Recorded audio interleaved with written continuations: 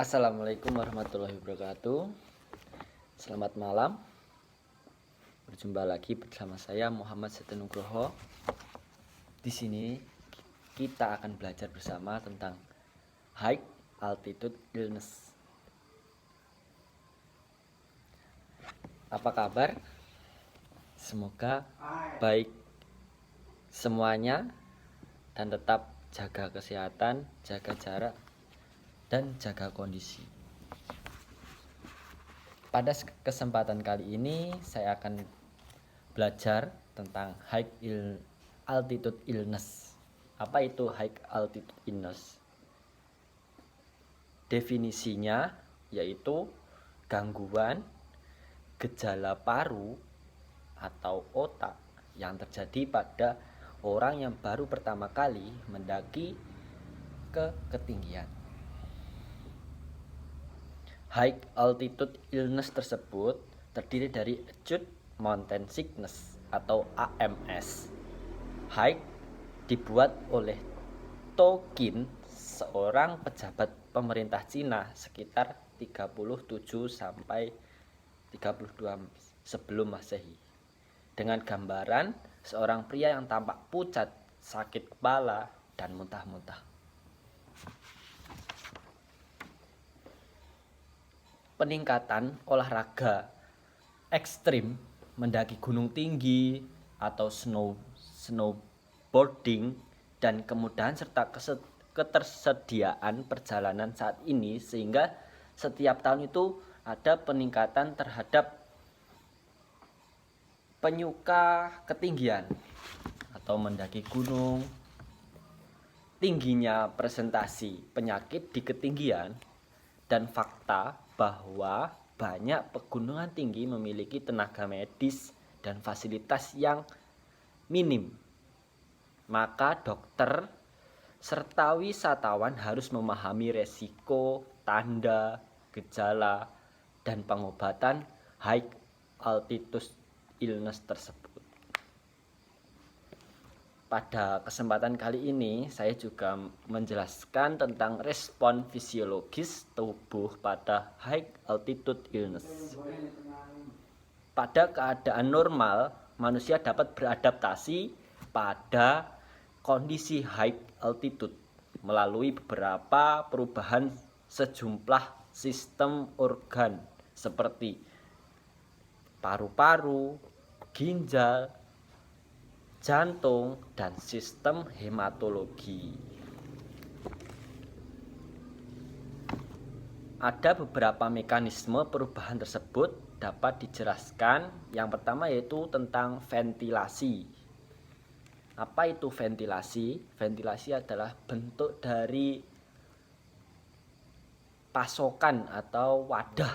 Nah, di sini saat terjadi penurunan tekanan barometrik tersebut yaitu tekanan atmosfer dan penurunan parsial oksigen bertahap sehingga kompensasi dengan peningkatan ventilasi yang disebut sebagai hypoxic ventilatory response.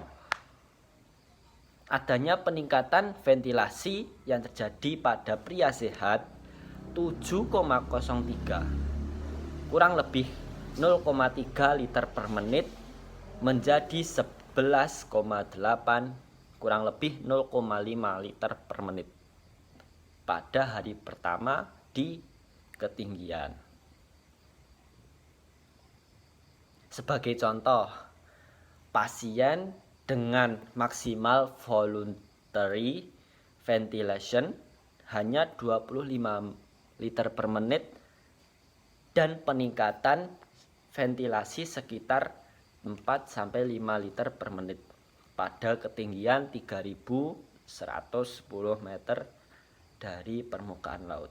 Pasien harus bernapas hampir 50% dari kapasitas parunya. Sementara orang sehat hanya 10% kapasitas dari parunya. Usaha ekstra tersebut untuk bernapas membutuhkan aliran darah yang lebih besar untuk kerja otot-otot. Sehingga mengambil alih cardiac output dari otot-otot lain yang akhirnya membatasi kapasitas exercise. Yang kedua yaitu pertukaran gas dan aliran oksigen. Beberapa faktor mempengaruhi pertukaran udara, paru, dan oksigen arterial di high altitude.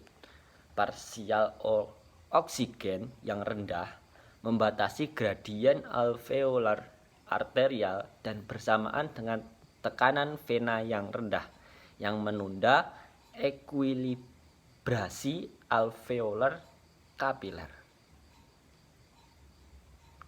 Dan yang ketiga yaitu sistem vaskularisasi paru.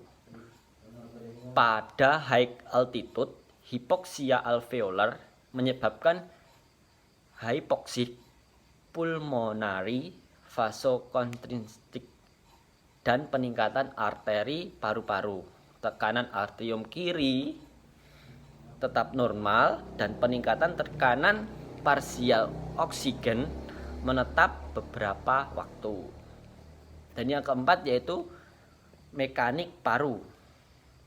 Berbagai perubahan mekanik paru dapat terjadi pada high altitude.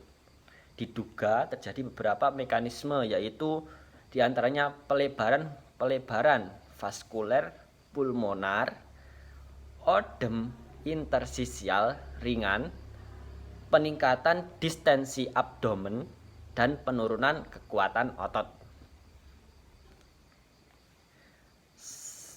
Mekanik paru di sini saya ringkas yaitu apabila perubahan mekanik paru itu terjadi apabila yang pertama yaitu pelebaran vaskuler pulmonar, odem interstisial ringan, peningkatan distensi abdomen, dan penurunan kekuatan otot.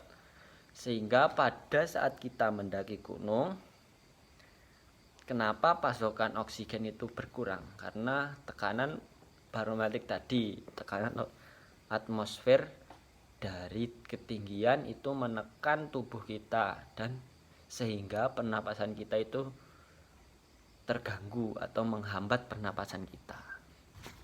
Kesimpulan dari high altitude illness tersebut yaitu gangguan yang dapat terjadi atau risiko tertinggi itu yang terjadi pada pendaki pemula yang belum mengetahui syarat-syarat ketentuan mendaki gunung. Maka dari itu perlu ketersediaan ilmu, pengalaman juga dari orang-orang yang sudah berpengalaman di bidang mendaki gunung dengan syarat membawa jaket, celananya tidak boleh lepis karena itu akan menghambat kita berjalan. Karena celana lepis itu mengandung berat yang tidak sesuai dengan celana yang khusus digunakan untuk mendaki. Demikian yang dapat saya sampaikan. Semoga bermanfaat bagi teman-teman semua. Akhir kata, assalamualaikum warahmatullahi wabarakatuh. Selamat malam. Sampai jumpa di lain waktu.